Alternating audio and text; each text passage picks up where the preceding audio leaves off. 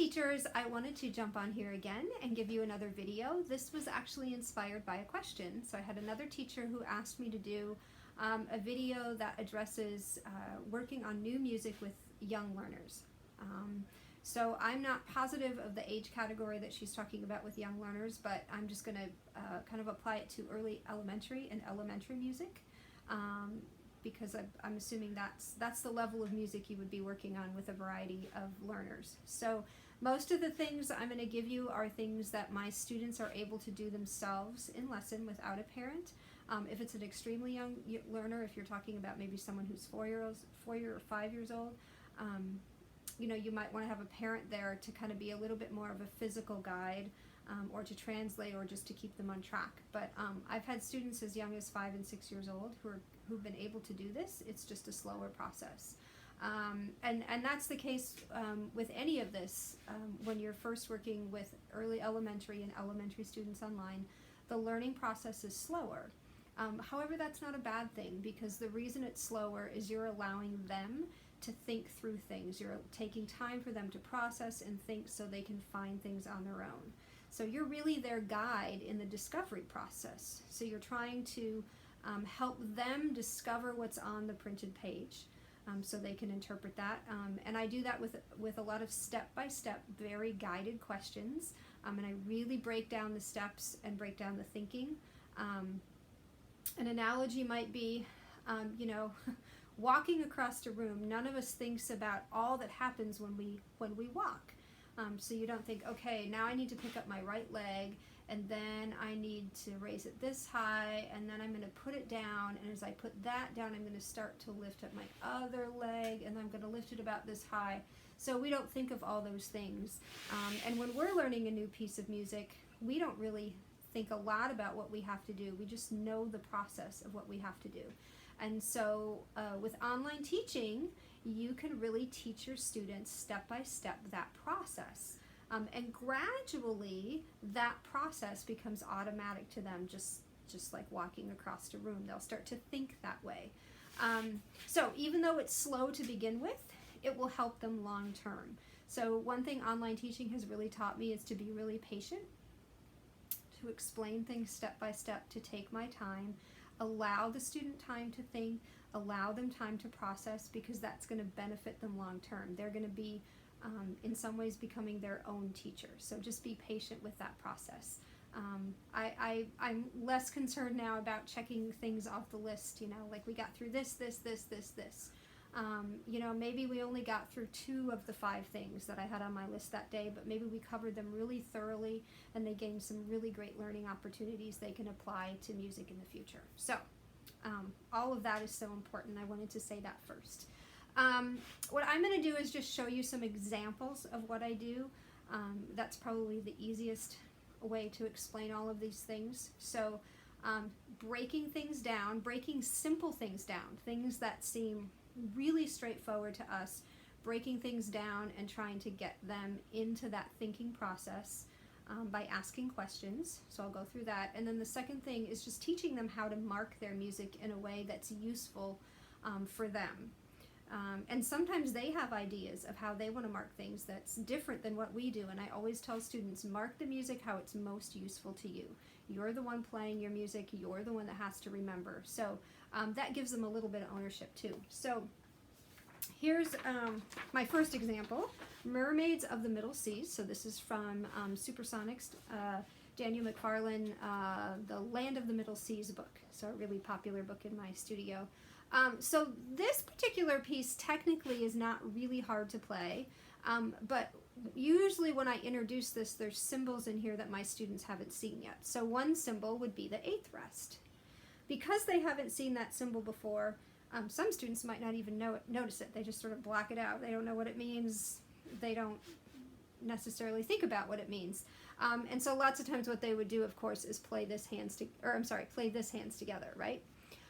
So the first thing I'll do with this piece before anything else, and one thing I didn't mention is, as much as you go through this questioning process and this guided marking and guided questioning, attach as many visuals to it as you can, and as is helpful, because that really engages them to interact with you on the screen. It makes it seem a little bit more like you're there, even though they're doing all the thinking. So the first thing I would do is go ahead and just hold up this card and say, hey, do you see any of those in your music? And give them a moment to kind of look and see, because they're a lot smaller here, and even though it's really obvious to us, it might not be obvious to them. So some students will find them, and then once they find them, I have them circle them. I like to use colorful utensils, colored pencils, erasable gel pens, highlighters, and in the case of studio licensed music like this, sometimes I don't require that it be erasable. I prefer that always.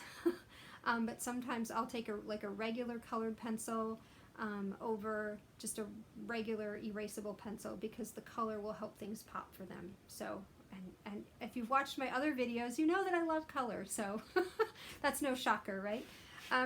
So I would just look now. If they can't find these, if they don't see any, I would say, well, take your finger and touch measure 1. And so actually, and sometimes they'll touch the keys immediately. I'll say, put your fingers on measure 1, and they'll put their hands on the keys, and I'm like, no, touch the music, touch the very first measure. So they'll put their finger there, and I'm like, look really close. Do you see any of those? Any of those?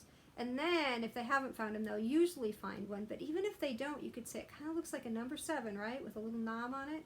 Look at the very, very beginning. Do you see anything that looks like that? And then they'll find it, and they get very excited when they find those things. They're like, oh, look at, there it is, and they circle it. And once they find one, they will tend to find all the others, and they're so pleased with themselves that they're now able to find that. And notice in that process, I didn't even really say what this was. I didn't put a mathematical value to it or anything. And we might talk about it just being a rest, or this is called an 8th rest. We haven't seen those yet, but it's just a small beat of silence, or it means that your left hand plays by itself. So don't give this any more, don't give it tons of explanation if it doesn't need it, if that makes sense, right? Now, another thing that I do in my studio, and I should probably do a separate video on this, I use lots of guide notes. This is, again, a Music Mind Games thing. Music Mind Games does everything in rainbow colors. Things are color-coded, so they really pop visually. So what I'm going to do to kind of explain what I do for this next piece I'm going to use is The Bold Escape by Wendy Stevens, which is a huge, huge hit in my studio. But it has this, some of you might know this piece, so it has this really great beginning section. So this is a great piece to use with early elementary students. But this beginning looks a little bit scary, right? They haven't seen all those notes yet. So this is definitely a section that you would teach by rote. And teaching by rote is a little bit trickier online because they can't see you directly. You can put the camera at a 90-degree angle in some cases, and that's helpful. But still, when they go back to practice on their own, sometimes it's hard for them to remember exactly what you did. So I try to give them something visual to latch onto to help them remember kind of the choreography or the physical muscle memory of what they were doing by rote. So most of my students at this point, at this level, would know about middle C being red, they would know about bass F being green, and treble G being blue. So they would have those 3, and I could easily add these on and not say too much about them and just say, well, you know, these are all C's, notice how they're all red, and we would go through and play them and give them the names: treble C, high C, bass C, low C. So we would talk a little bit about that. This piece actually it's why I like this piece, because I love that it uses all those guide notes. But what I would have them do is go in their music with a red colored pencil and color over all the C's. It gives them something concrete, and it gives them a guide to latch onto. And then we would go over here and do all of the different F's. And we even do this F here, even though that's not a guide note, because that green, again, will remind them that they're doing F's, and then they've got the C's marked down here. So that's the first thing we do. And just the process of finding those is teaching them something. The fact that they're coloring them on their own, I'm not coloring them for them, that's a learning process. Now, this orange box and this green box, we do that because this is a separate pattern from this. So here the pattern is all on C's, and here the pattern is all on F's. So again, it's another way visually for them to see how two different things are happening.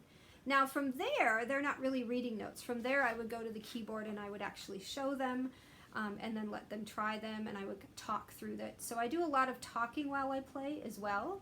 So as I played this, you know, I might say, okay, right hand pinky is on, I'm sorry, left hand pinky is on bass or on low C, and I would play that and give them a chance to find that. But the point is that you would break things down a lot.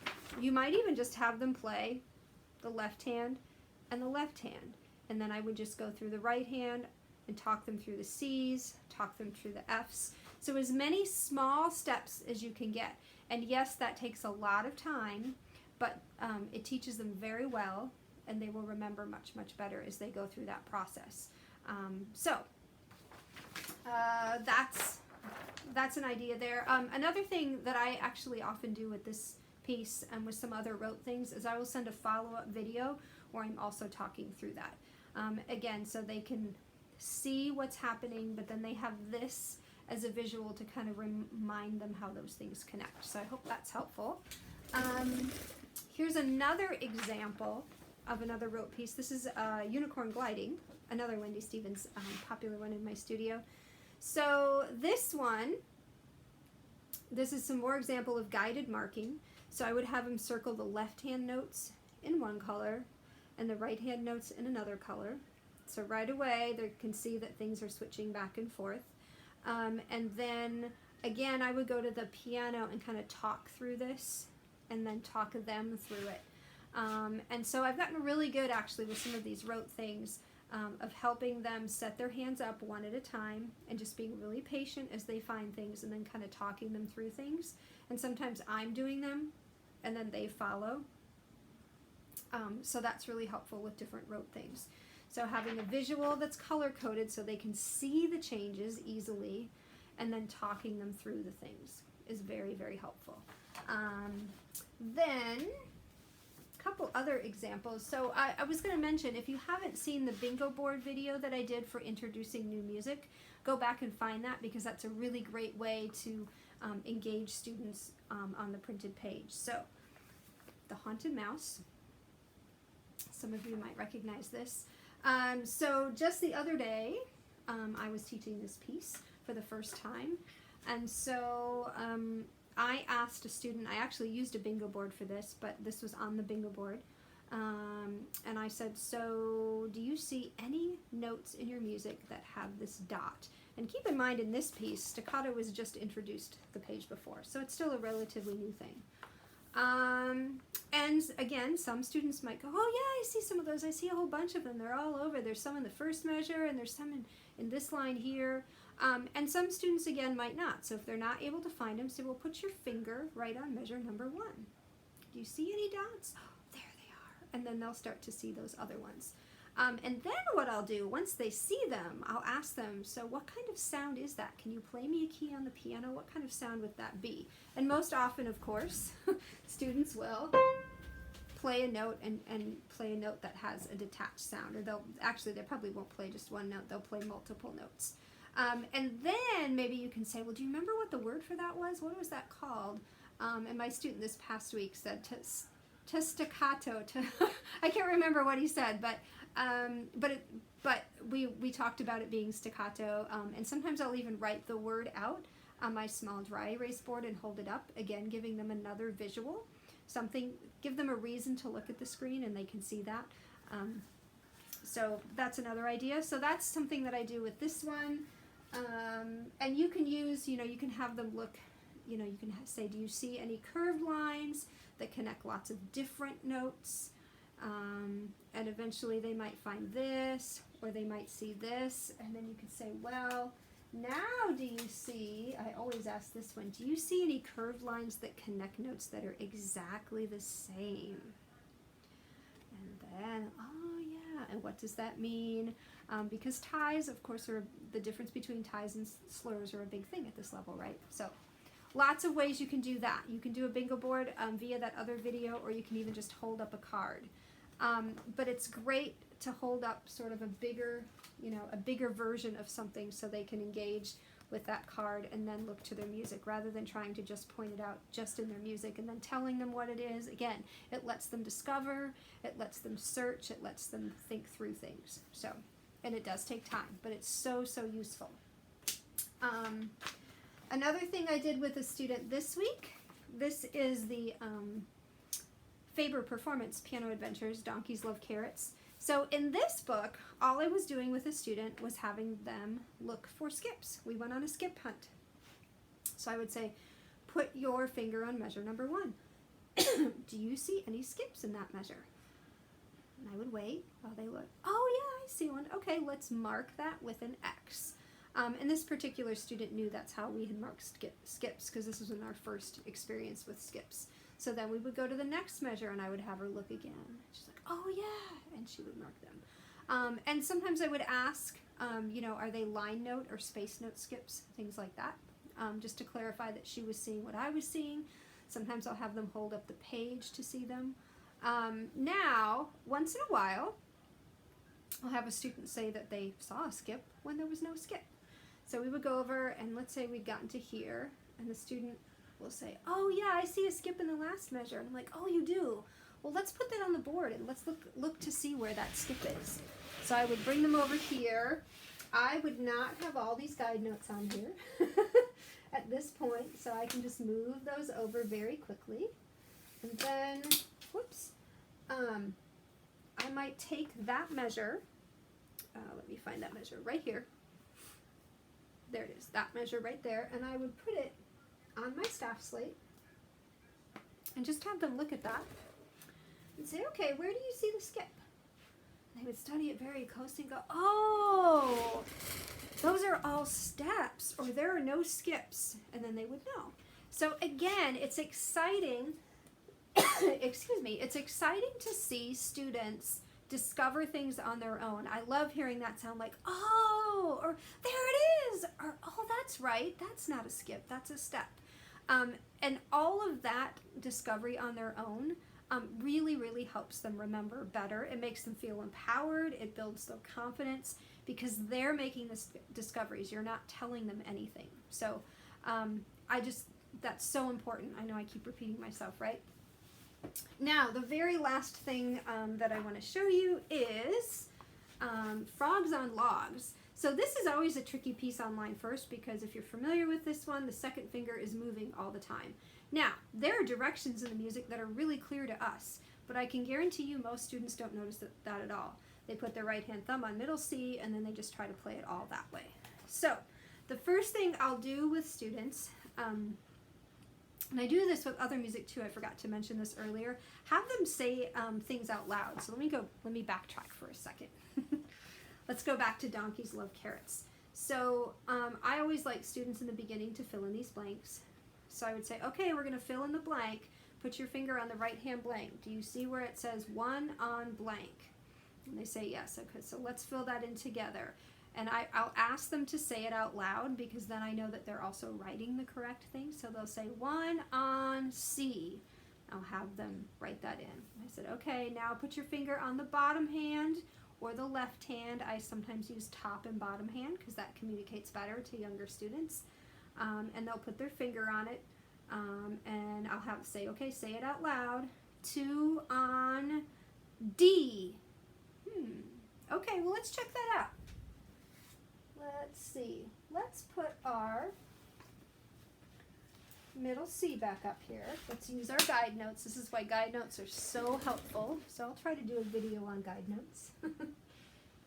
Okay.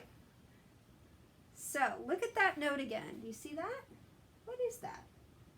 And if they're still not sure, you can come up to these letters, 2 on, 2 on B, that's right. Because we all know B and D get mixed up really easily, right?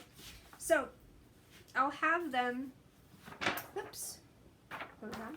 I'll have them say those things out loud. Also, when they go to put their hands on the keys, I have them say them out loud. 1 on C. And then they'll play that note and I can make sure they're at the right note if I don't have quite the right camera angle to see everything. And then what was the other one? Yeah, 2 on B. And so I'll have them play that. And that just, again, communicates to me that they're in the right spot. But saying things out loud, having them actually read what's on their page is so helpful, because sometimes they'll just set their hands up and I'm like, well, what does the music say? And they'll say, oh, it says 2 on B. Like, okay, look at your hand, and maybe they have 2 on A or somewhere it shouldn't be, and then they go, oh, sorry, 2 on B. So sometimes they don't realize that where their hands are sitting on the keys isn't really what the music says, or sometimes, so sometimes they're just not making that connection between the visual of the page and what their hands are doing. So saying things out loud is really helpful for that. Actually, one quote that inspired that, I went to a master class. Gosh, this was years ago now. A Marvin Blickenstaff master class. And one thing that he said to me that really stuck was, if you can't name it, you can't play it. And so I even use that with really young students. And I tell them that all the time. If you can't name the note, it's really hard to play it. If you can't name the fingering in the note, it's really hard to play it. So I try to really get them to say things out loud, because then that makes the connection much, much better. And they usually realize their mistake, which is even better. I don't have to tell them. They sort of figure it out and have this big aha moment. So the last piece I kind of want to share, and this is a unique one, so back to Frogs on Logs. I guess I had this up before and then I backtracked. This one's tricky, of course, because they're always moving. So again, I might say, what is put your finger on the very first note of the song. They'll put their finger there. And sometimes they'll put their hands on the keys when I say, put your finger on the very first note of the song, or the very first note of the piece. And they'll put their hand on the keys, and I'm like, no, put your finger on the very first note on the page. So sometimes you really have to specify the page. They immediately go to the keys, which makes sense. So put your finger on the first note on the page, and they'll put it here, and they'll say, what note is that? Oh, middle C. They're very excited, right? Because that's a familiar note. Then I'll say, well, what finger goes on middle C? Finger 1. Because they just assume that. I'm like, are you sure? Look really, really close. Look really close. And some of them might see it, and if they don't, you could say, well, look up at the top. And you wouldn't even be showing them this page. You could say, look up at the top. Do you see a number with a circle around it? And they'll look. Oh, it's 2 on C. Like, whoa, 2 on C. That's crazy. So have fun with that. So then they'll put 2 on C. Now, with this song, I always talk about number 2 frog. Now, this is kind of specific to this song, but you could do it with other songs. I love to use, especially with young students, I love to use finger puppets. So you can put, or maybe you want to turn it this way. Whoops. You could put a frog on finger 2 and let them know about the number 2 frog. So I always talk about number 2 frog in this piece. Now I'll say, let's follow over. Now put your finger on the first note of measure 3. What letter is that? D, they may say. If they don't, you can go back to the staff slate and help them figure that out. What finger is on D? And generally they'll say number 2, because that's what they associate with D at that point, right? If you're working with this series, that's pretty typical. If they're doing C pentascales, 2's on D. So then you come down to here and say, put your finger on the very first note of line 2. What letter name is that? Guide them again if you need to E. What finger plays E? And then, again, depending on what they notice or don't notice, we can talk about finger 2 being on E. So all of those step-by-step guided questions, I have them mark all of this in some sort of colorful. I generally like yellow for marking fingerings, especially. So I'll have them mark those. And then we'll go to the very end. And of course, the trick here is that your left hand has to come up out of nowhere. So we talk about left hand or bottom hand, thumb, frog. And again, I mark that left hand, okay? So they try to mark that, and I have them even mark that middle C in red, just to denote that it's something different. So really guiding them how to mark their music, guiding them through really careful questions, and letting them discover the answers on their own is really, really helpful. And it might be something you want to plan out ahead of time with a piece of music. So again, we've talked about how online teaching is more work intensive. That's one of the ways if you want to think through that. But it can be pretty spontaneous. I don't do tons of planning that before lessons. I can usually gauge how the student's doing, what they need, what questions I need to ask. But the key is just to ask those questions slowly. Allow for time for them to give you an answer. Give them time to think. I think that's one of the biggest changes in my teaching, even when I was teaching a few in-person students before the coronavirus came, was that when I asked a question, I waited much longer for an answer. And in most cases, I did get an answer. And if it wasn't the correct answer, you could still guide them through that and help them find the right answer. So they never felt like they gave, that a wrong answer was a bad thing. A wrong answer, or I should say an incorrect answer, was just another opportunity to learn your way to the correct answer, so to speak. So I hope that's helpful. I realize this was a long video. It was a lot of specific examples. But please, if you have questions, let me know if you want something more specific. And I may try to do a couple other videos in this series that will address how to practice and some other things. But use visuals to explain anything, anytime you can. Have them say things out loud when they're tricky, like naming a note or a fingering. Have them actually touch the page. And I'm trying to think if there's anything else. Oh, and have them mark their music, preferably in colorful ways and erasable ways if you have those available to you. Because all of that helps them then when they go back and practice on their own later. So, alrighty, I hope this was helpful, and I'll see you in another video. Bye-bye.